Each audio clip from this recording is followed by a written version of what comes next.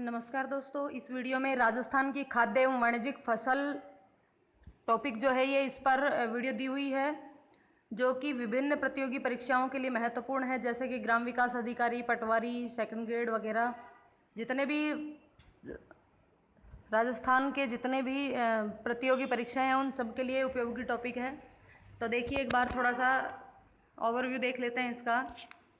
सबसे पहले तो जो ये जो फसल है ये कृषि क्षेत्र का एक विषय, कृषि क्षेत्र विषय का एक भाग है फसलें। और हमारा जो राजस्थान है उसकी 75% जो जनसंख्या है वो इसी प्रत्यक्ष या अप्रत्यक्ष रूप से इसी कृषि पर ही आधारित है, किसी कृषि पर ही निर्भर है, पशुपालन पर भी निर्भर है। और यदि इसका देखा जाए तो राजस्थान में जितना भी आय प्राप्त होती है राजस्थान राज्य की, उसका लगभग 25.56% कृषि या उससे संबंधित क्षेत्रों से प्राप्त होती है। और यदि हम बात करें भारत की, तो भारत के कुल कृषिगत क्षेत्रफल का 10.2% जो भाग है वो राजस्थान में है, भारत की कृषि का 10.2%। और जो कुल कृषिगत क्षेत्रफल है उसका 2/3 भाग खरीफ के मौसम में बोए जाने वाली फसलें हैं। यदि हम बात करें कि जो कृषि क्षेत्रफल है उसमें से कितना भाग सिंचित है और कितना भाग वर्षा पर आधारित है, तो 32.4% जो है वो सिंचाई पर आधारित भाग है राजस्थान का कुल कृषिगत क्षेत्रफल का। इस कृषि क्षेत्रफल से जो भी आय प्राप्त होती है विकास दर में, वो इसकी जो विकास दर है वो 5.65% है। और ये जो कृषि क्षेत्र है इसमें कौन कौन सी चीज़ें शामिल हैं, इसमें देखिए फसलें शामिल हैं, पशुधन भी शामिल है, वानिकी भी शामिल है और मत्स्य भी शामिल है। यदि इन चारों चीज़ों का अगर भाग देखा जाए तो फसलों का 47.54% हिस्सा है, पशुधन से जो आय है वो 41.54% है, वानिकी से 10.55 और मत्स्य से 0.37%। ये जो चारों क्षेत्र हैं ये कृषि क्षेत्र के ही विषय हैं। उसके बाद हम कृषि की यदि बात करें तो फसल बोने के ऋतु के आधार पर, उसके समय के आधार पर फसलों को 3 भागों में बांटा गया है: खरीफ की फसल, रबी की फसल और जायद की फसल। तो खरीफ की फसल जो है वो मानसून पर के आगमन से पूर्व, यानी कि मानसून की जो खेती होती है वो खरीफ की खेती कहलाती है। ये जो खरीफ की फसल है ये जून जुलाई में बोई जाती है और सितंबर अक्टूबर में ये इसको काट लिया जाता है। इसके अंतर्गत चावल, ज्वार, बाजरा, मक्का, कपास, जूट, मूंगफली, तिल, उड़द, मूंग, मोठ, ये सभी फसलें इसके अंदर शामिल है। इसके अलावा रबी की फसल जो है वो शीतकालीन फसल होती है। रबी की फसल शीतकालीन फसल है, ये अक्टूबर नवंबर के आसपास बोई जाती है और मार्च अप्रैल के मध्य में इस फसल को काट लिया जाता है। तो ये रबी की फसल जो है ये मुख्यतः सिंचाई पर आधारित होती है, क्योंकि खरीफ की जो फसल बोई जाती है उस समय बारिश का मौसम होता है तो वो बारिश पर आधारित फसल होती है, जबकि रबी की फसल जो है वो सिंचाई पर आधारित है। इसके अंतर्गत गेहूं, जौ, चना, सरसों, मटर, अरहर, मसूर आदि ये सब चीज़ें रबी की फसल के अंदर आती हैं, जिसमें से हमने गेहूं के बारे में पढ़ लिया था। आज हम पढ़ेंगे जौ और सरसों के बारे में। उसके बाद जायद की फसल की यदि बात करें तो जायद की जो फसल है वो रबी और खरीफ के बीच में जो समय बचता है उस समय के अंतर्गत बोई जाती है, इसके अंदर सब्जियां, ककड़ी, तरबूज, खरबूजा, चरी इत्यादि शामिल किए जाते हैं। यानी कि खरीफ की फसल काटने के बाद रबी की फसल बोने से पहले का जो समय बचता है उस समय में इस जायद की फसल को बोया जाता है। तो हमने यहाँ पे गेहूँ के बारे में पढ़ लिया था। आज हम इसमें वीडियो में हम जौ और सरसों के बारे में पढ़ेंगे। तो देखिए, जौ से शुरुआत करते हैं। हम पढ़ रहे हैं रबी की फसल जौ। तो देखिए, इसका जो वैज्ञानिक नाम है वो हार्डियम वल्गेयर है। इसका उत्पत्ति स्थल की अगर बात करें तो इथोपिया और इब्सिनिया इसके उत्पत्ति स्थल है। जौ का वैज्ञानिक नाम क्या है? हार्डियम वल्गेयर है। हार्डियम वल्गेयर, जब इसकी जो किस्में पढ़ेंगे उसमें हार्डियम के नाम से काफ़ी सारी किस्में आएंगी। तो यहाँ पे इसका, क्योंकि हार्डियम इसका वैज्ञानिक नाम है। और यदि ये बात की जाए कि जौ का उत्पत्ति स्थल कहाँ है, कहाँ से ये जौ आया, तो वो है इथोपिया और इब्सिनिया। जो है ये शीतोष्ण कटिबंधीय फसल है और ये रबी के मौसम में बोई जाने वाली फसल है। शीतोष्ण कटिबंधीय रबी की फसल है ये। जौ का जो काम किस काम में लिया जाता है, तो मोस्टली जौ का उपयोग लूंगरी शराब बनाने के लिए किया जाता है। शराब बनाने में इसका प्रयोग किया जाता है। साथ में जो मधुमेह रोग से पीड़ित व्यक्ति होते हैं वो जौ से बनी हुई रोटी खाते हैं तो उनके लिए फ़ायदेमंद होती है। और उस जौ से बनी रोटी खाने के लिए जिस जौ का प्रयोग किया जाता है उस जौ का नाम है पर्ल जौ। ये छिलका रहित होता है। ये जो पर्ल जो है ये छिलके इसमें छिलका नहीं होता है और ये मधुमेह रोगियों के लिए उपयुक्त होता है। तो यहाँ पे प्रश्न बनता है कि मधुमेह रोगियों के लिए उपयुक्त जो फसल है वो कौन सी है, तो वह है जौ। और जौ में भी कौन सी किस्म का जौ, पर्ल जौ। इसकी क्या खासियत होती है, इसके ऊपर छिलका नहीं होता है। अब यदि हम तापमान की बात करें कि जौ की फसल को उगाने के लिए कितना तापमान की आवश्यकता होती है, तो इसके लिए 15 डिग्री सेंटीग्रेड से 18 डिग्री सेंटीग्रेड के मध्य तापमान की आवश्यकता होती है। जौ के लिए जो तापमान है, रबी की फसल है तो शीतकालीन फसल है और उस समय जो तापमान की आवश्यकता होती है वो 15 से 18 डिग्री सेंटीग्रेड की आवश्यकता होती है। जौ के लिए मृदा की बात करें, किस प्रकार की मिट्टी में जौ उगाया जाता है, तो हल्की दोमट मिट्टी का प्रयोग सबसे उपयुक्त होता है। जौ उगाने के लिए किस प्रकार की मिट्टी का उपयोग किया जाता है, हल्की व दोमट मिट्टी का उपयोग किया जाता है। साथ में अगर बात करें वर्षा की, तो कितनी वर्षा इसके लिए उपयुक्त रहेगी, तो 70 सेंटीमीटर से लेकर के 50 सेंटीमीटर से लेकर के 70 सेंटीमीटर तक वर्षा वाला क्षेत्र उपयुक्त होता है। और यदि इतनी वर्षा नहीं हो पाती है तो फिर सिंचाई करके इसकी फसल को उगाया जाता है। अब हम बात कर लेते हैं जौ की किस्मों की। जौ का वैज्ञानिक नाम बताया था हमने, हार्डियम वल्गेयर। जो है वो ये जो हार्डियम वल्गेयर जो है ये 6 पंक्ति वाला जो है, विश्व में सर्वाधिक क्षेत्रफल पर लगाए जाने वाला जो है, ये जो हार्डियम वल्गेयर है विश्व में सबसे ज़्यादा क्षेत्रफल पर उगाया जाता है। दूसरा है हार्डियम इर्रेगुलर। हार्डियम इर्रेगुलर ये 2 और 6 पंक्तियों वाला जो होता है। उसके बाद है RD 2035। ये मोल्या रोग प्रतिरोधी व पछेती किस्म जो कि दिसंबर में बोई जाती है उसके लिए प्रसिद्ध है। मोल्या रोग प्रतिरोधी होता है। इस RD 2035 पर मोल्या रोग नहीं लग पाता है, मोल्या रोग प्रतिरोधी होता है। और साथ में यह पछेती किस्म है, यानी कि दिसंबर के महीने में बोई जाती है। अब पछेती से क्या तात्पर्य है, यहाँ पे जब किसी फसल को उसके समय से बाद बोया जाता है तो उसको पछेती कहते हैं। और यदि उसका उगाने का समय होता है उससे पूर्व यदि उसको बो दिया जाता है तो उसको अगेती के नाम से जाना जाता है। RD 2552 ये था RD 2035, ये है RD 2552। राजस्थान में सबसे ज़्यादा क्षेत्रफल पर उगाई जाने वाली ये फसल है और ये भी मोल्या रोग प्रतिरोधी किस्म है। RD 2552 जो है वो राजस्थान में सबसे अधिक क्षेत्रफल पर उगाई जाने वाली फसल है और ये भी मोल्या रोग प्रतिरोधी किस्म है। तो देखिए हमने यहाँ पे बात करी है कि भाई जो है वो जो शीतोष्ण कटिबंधीय फसल है। साथ में हमने कहा कि यह रबी की फसल है। उसके साथ साथ इसका उपयोग मोस्टली शराब बनाने के लिए किया जाता है। और साथ में हमने ये भी कहा कि इसका उपयोग मधुमेह रोगी करते हैं और मधुमेह रोगी जिस जौ का प्रयोग करते हैं उसका नाम है पर्ल जौ।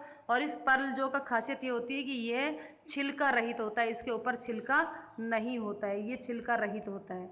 ठीक है, तो आगे हम और फसल इस जौ की और किस्मों की बात कर लेते हैं। उसके बाद अगली है RDB फर्स्ट। RDB फर्स्ट, ये जो RDB फर्स्ट जो किस्म है जौ की, ये सबसे अधिक लवण सहनशील और असिंचित क्षेत्रों के लिए है। यानी कि जहाँ पर लवणीय मिट्टी है वहाँ पर ये बोई जाती है। और असिंचित क्षेत्रों का मतलब है कि जहाँ इस किस्म के लिए सिंचाई की आवश्यकता कम होती है। नेक्स्ट है RS6, ये पछेती किस्म है, अधिक तापमान सहनशील है और छिलका रहित है। ये जो RS6 जौ की जो किस्म है ये पछेती किस्म है, यानी कि ये जिस मौसम में जिस महीने में जो बोया जाना चाहिए सितंबर अक्टूबर में, उसके बाद नवंबर दिसंबर में बोई जाने वाली फसल है जो कि बाद में बोई जा सकती है। और चूँकि बाद में बोई जाती है तो जैसे जैसे समय बढ़ता है तो तापमान भी बढ़ने लगता है सर्दी के बाद, तो ये अधिक तापमान सहनशील किस्म है और साथ में ये छिलका रहित है। नेक्स्ट है ज्योति किस्म। ये जो ज्योति किस्म के जो हैं ये केवल चारे के लिए उगाए जाते हैं, इससे केवल चारा बनाया जाता है, केवल चारे के लिए उगाए जाने वाले जो है ज्योति किस्म। तो यहाँ पे प्रश्न बन सकता है कि जो की कौन सी किस्म है जो केवल चारे के लिए उगाई जाती है, तो वह है ज्योति किस्म। उसके साथ ही है अंबर, तो ये भी जो कि एक किस्म है जो कि पहाड़ी क्षेत्रों के लिए उपयुक्त है। अंबर जो है ये पहाड़ी क्षेत्रों में बोए जाते हैं। रत्ना जो है ये बारानी क्षेत्रों के लिए उपयुक्त होते हैं। साथ में आजाद जो इसकी किस्म है ये क्षारीय और लवणीय मृदा दोनों के लिए, दोनों ही मृदा में इस फसल को उगाया जाता है, दोनों के लिए उपयुक्त है। उसके साथ साथ बिलाड़ा 2, ये बिलाड़ा देखिए आपको पता होगा बिलाड़ा जोधपुर में है, तो जोधपुर में विकसित सर्वाधिक लवणता को सहन करने वाली किस्म है ये जोधपुर में विकसित है। सबसे पहली बात तो बिलाड़ा 2 जोधपुर में विकसित की गई थी और ये सबसे ज़्यादा लवणता को सहन करने वाली किस्म है। उसके साथ है RD 2624 सबसे अधिक सूखा सहनशील फसल है, यानी कि सूखा सहनशील का मतलब इसमें पानी की आवश्यकता कम होती है और इसकी जो पकाई है वो 70 से 80 दिन में ही हो जाती है। नेक्स्ट, जो कि छिलका रहित किस्में कौन कौन सी हैं, जिनमें छिलका नहीं होता वो किस्म कौन कौन सी है? हिमानी, कर्ण 3, कर्ण 15, कर्ण 19, कैलाश, डोलमा, ये सब ऐसी किस्में हैं जो छिलका रहित है, इनके ऊपर छिलका नहीं होता है। हिमानी, कर्ण 3, कर्ण 15, कर्ण 19 और कैलाश और डोलमा। सबसे ज़्यादा यदि जौ का उत्पादन देखा जाए तो सबसे अधिक विश्व में सबसे अधिक जौ का उत्पादन है वो रूस में होता है। जौ का सबसे अधिक उत्पादन जो है वो कहाँ होता है? रूस में होता है। सबसे अधिक विश्व में उत्पादन तो रूस में होता है। अगर भारत में देखें तो सबसे अधिक उत्पादन यूपी में होता है। राजस्थान में सबसे ज़्यादा उत्पादन देखें तो वो है जयपुर। इसके साथ साथ यदि हम राजस्थान में उत्पादन की बात करें, देखिए विश्व में सबसे अधिक उत्पादन जौ का होता है रूस में, भारत में सबसे अधिक होता है उत्तर प्रदेश में और राजस्थान में सबसे अधिक होता है जयपुर में। लेकिन राजस्थान में कितना होता है? भारत में राजस्थान की स्थिति देखें तो उदयपुर उत्तर प्रदेश के बाद जो राजस्थान है उसका दूसरा स्थान है। जौ उत्पादन में यूपी के बाद राजस्थान का दूसरा स्थान है। राजस्थान के जौ उत्पादक जिले कौन कौन से? राजस्थान के जौ उत्पादक जिले, तो राजस्थान में कौन कौन से जिले में जो अधिकतम उत्पादित किए जाते हैं वो है गंगानगर, अलवर, जयपुर, दौसा और अजमेर। उसके बाद राजस्थान में जौ उत्पादन क्षेत्रफल लगभग 2.5 लाख हेक्टेयर है। जौ उत्पादन में राजस्थान का देश में उत्तर प्रदेश के बाद दूसरा स्थान है। सबसे अधिक भारत में सबसे अधिक जो है वो यूपी में उगाए जाते हैं और उसके बाद दूसरे नंबर पर सर्वाधिक उत्पादन जो है वो राजस्थान में होता है। भारत की कुल उत्पादन की 1/4 भाग राजस्थान में पैदा होती है। भारत में जितने टोटल जो उत्पादित होते हैं उसका 1/4 यानी कि 1/4 भाग अकेले राजस्थान में उत्पादित किए जाते हैं। जौ का उपयोग मिस्सी रोटी बनाने में किया जाता है जो कि मधुमेह रोगियों के लिए बहुत ही लाभकारी होती हैं। मधुमेह रोगियों के लिए उपचार के लिए भी इसका उपयोग किया जाता है और उनके लिए उपयोगी जो होते हैं उसका नाम क्या था? पर्ल जो नाम था उसका। शराब व बियर बनाने के लिए या फिर माल्ट उद्योग में भी इसका उपयोग किया जाता है। तो यहाँ पे हमने बात करी जौ की। अब हम बात करते हैं एक रबी की फसल, दूसरी जो है वो है सरसों। सरसों की बात करते हैं तो भारत विश्व में सर्वाधिक सरसों उत्पादन करता है। सबसे ज़्यादा विश्व में सरसों का उत्पादन जो करता है वह है राजस्थान।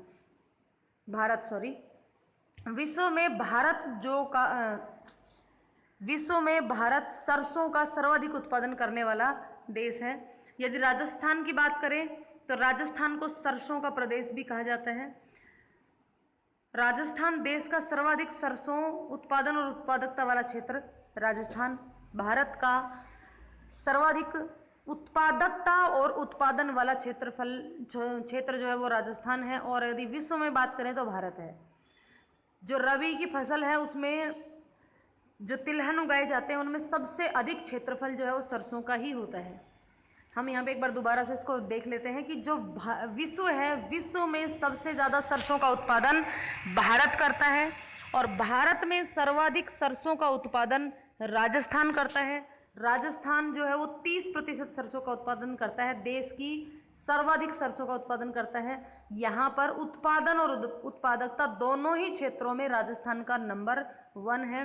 साथ में अगर हम तिलहन की बात करें तो रबी की फसलों में जो तिलहन उगाए जाते हैं उसमें सबसे ज़्यादा जो है वो सरसों का ही उत्पादन किया जाता है।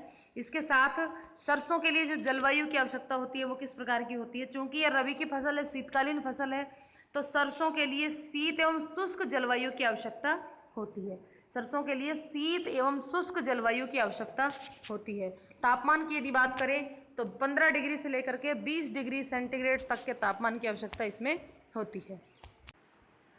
वर्षा की यदि बात करें हम तो वर्षा यहाँ पे 75 से 100 सेंटीमीटर वर्षा होनी जरूरी है।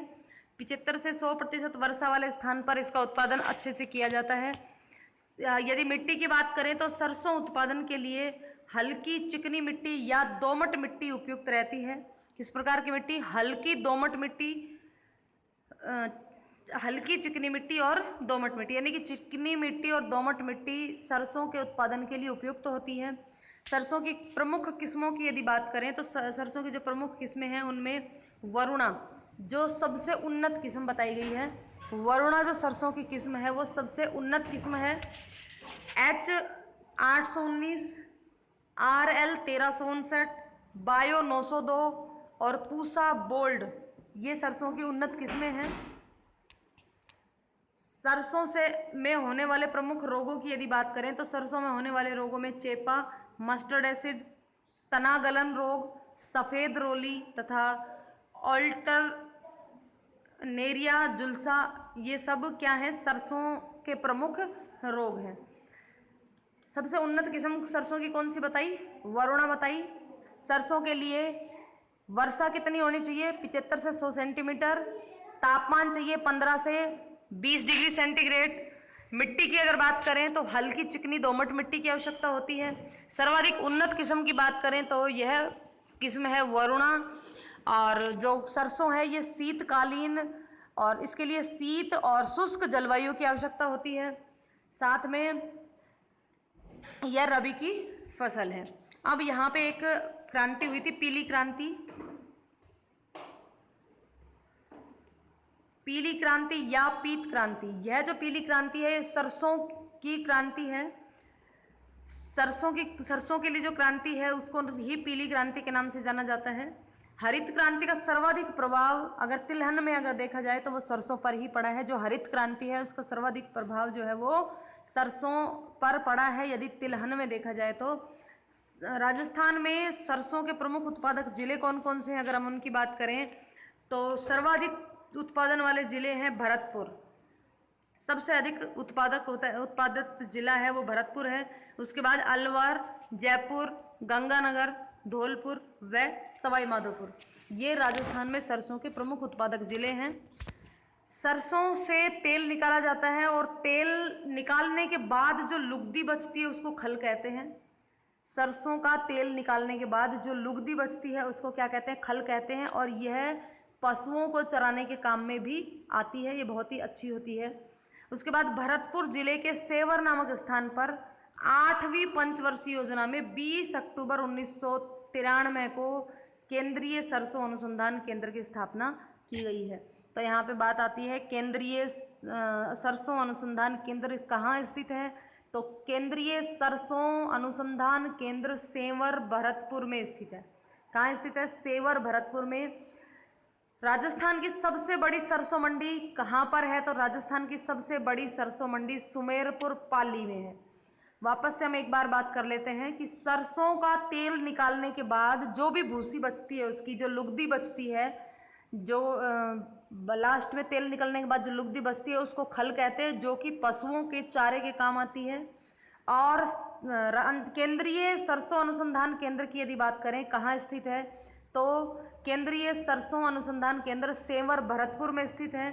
इसकी कौन सी पंचवर्षीय योजना में इसकी स्थापना की गई थी? 8वीं पंचवर्षीय योजना में इसकी स्थापना की गई थी। और कब की गई थी? 20 अक्टूबर 1993 को सेवर नामक स्थान पर भरतपुर में केंद्रीय सरसों अनुसंधान केंद्र की स्थापना की गई थी।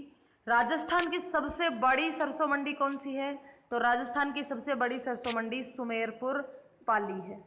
तो यहाँ पर हमने दो फसलों के बारे में बात की, सरसों और जौ की वह किस्म कौन सी है जिसका उपयोग मधुमेह रोगी करते हैं, तो वह किस्म है पर्ल किस्म।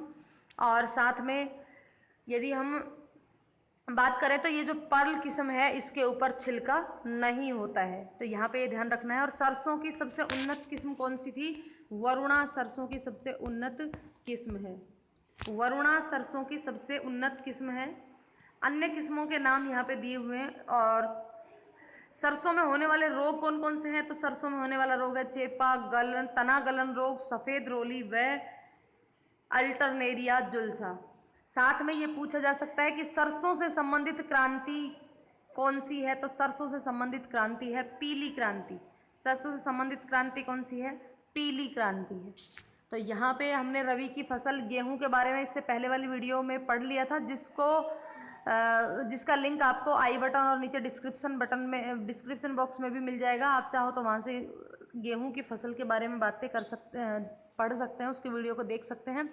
यदि आपने अभी तक चैनल को सब्सक्राइब नहीं किया तो प्लीज़ चैनल को सब्सक्राइब करके बेल आइकन को क्लिक कर ले, ताकि आने वाली हर वीडियो का नोटिफिकेशन आपको मिलता रहे। धन्यवाद।